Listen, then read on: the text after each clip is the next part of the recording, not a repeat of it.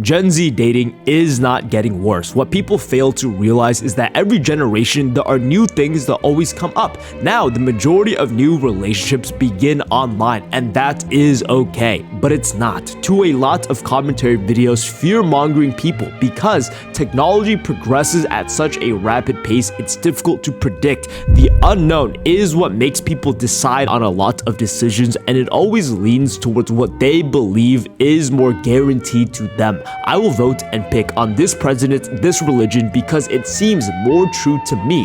And the best way to progress in your life and improving your relationships is to remove the fear of unknown. Boomers hate on millennials, fixating on the negative aspects of technology, and to this day, Gen Z is now beginning to hate on the newest generation because they're scared of the future. And if you don't want to be a step behind on the wrong side of history, then you'd have to realize that dating apps are not the problem that will ruin society, but a normal progression in how we meet people. But this is seen as scary because it is unpredictable. But like every Disney story, you need to learn that embracing change is much better than fighting change. And in this video, I want to teach what I've learned to you: how doubt, fear has control over our parents, love, and friendships.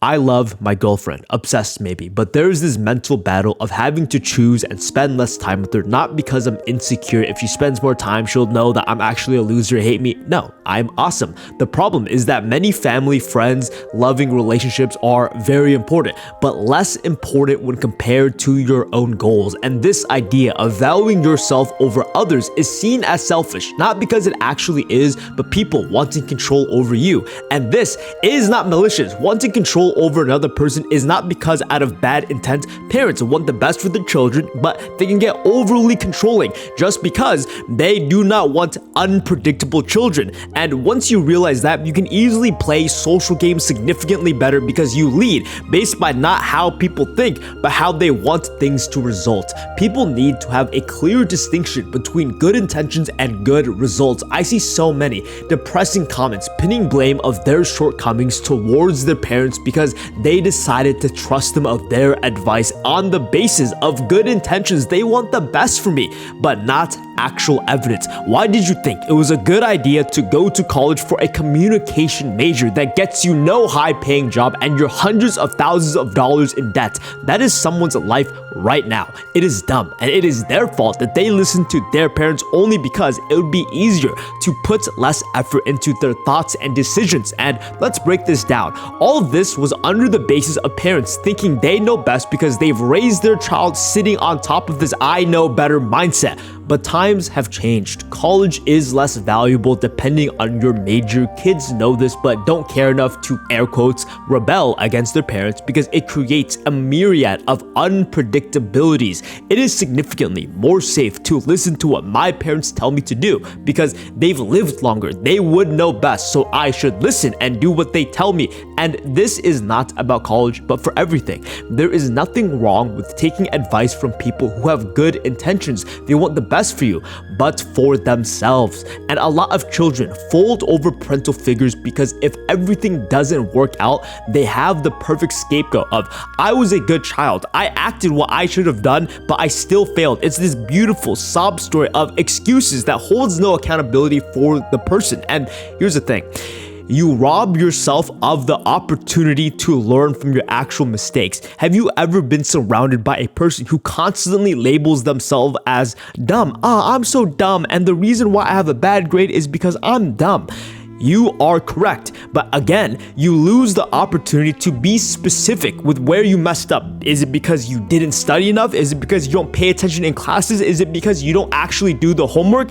But then again, they have this go-to excuse, and the reason why people have go-to excuses is because they don't want the unpredictable nature of what the actual problem is. So instead, I'd rather have a guaranteed problem for all my issues. And if I listen to my parents, I have a guaranteed issue of the reason why I failed is because of them, not because of me. Because here's the thing, if you don't listen to your parents, you enter this realm of actual actual uncertainty. And again, people act and decide based on uncertainty and the fear that I don't know what's going to happen. So all of my decisions will be based on what I see as more guaranteed. The reason why parents can be seen as controlling is because they don't trust their child to actually be successful. And that happens because the child has shown it many ways. The parent could be possibly bad. It does not matter. And the go-to excuse of people being determined by their past and how they were raised is a go-to excuse to hold them unaccountable of their actions. It's my parents' fault. It's how I was raised. It's because I was born in a poor environment. And like the people calling themselves dumb, this is true. But you also rob yourself from the opportunity to change and grow. Part 3. The biggest mistake I recognize are the people who use friendships, romantic relationships as a catalyst, a crutch to hold themselves back from actually accomplishing their goals because it is seen as something very moral, very loyal towards the people I love, to sacrifice my own goals for the sake of this person. And then, immediately, when they don't get what they specifically want, crash out. I deserve this. I deserve that. Do you know how much I've dedicated to this relationship?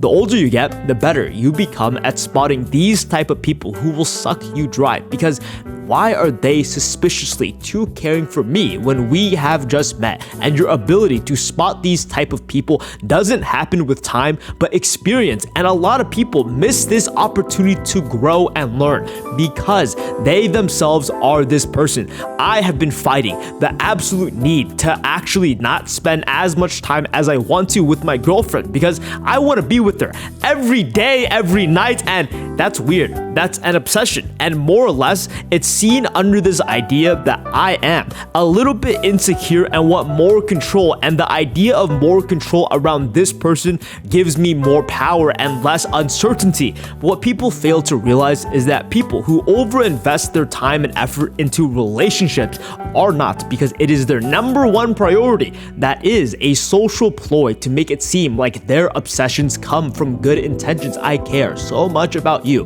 That is a lie. They're using it to weaponize and use against the other person to make them feel guilty. I want you to do this for me because look at how much time I've spent. I only want the best for you. Parents do that, relationships do that, and your friends do that as well. And here's the thing.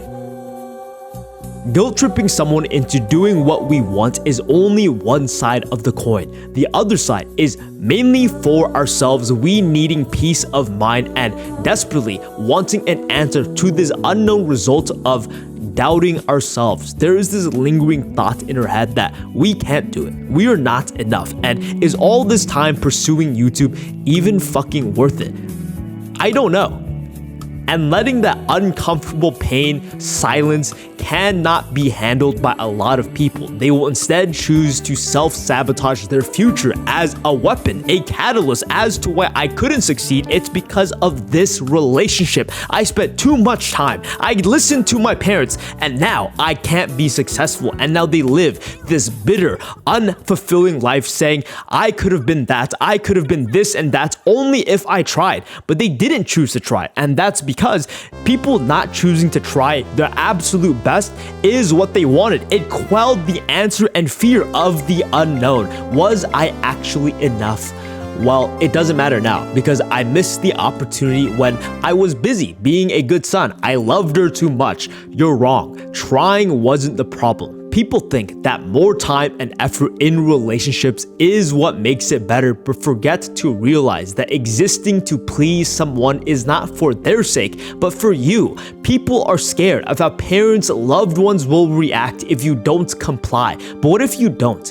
Everyone is just as scared of the unknown as we are. And if you actually cared more about them than yourself, you would realize you can't pour from an empty cup. I can't help the homeless as much as I would want working a minimum wage job. I would have to spend time dedicating myself, not helping anyone, so I can leave the impact I want. And here's the thing, stop lying. If you cared about other people, or if you are selfish, you would actively work towards your goal because everyone benefits, but people do not because they're scared and need an answer to the unknown.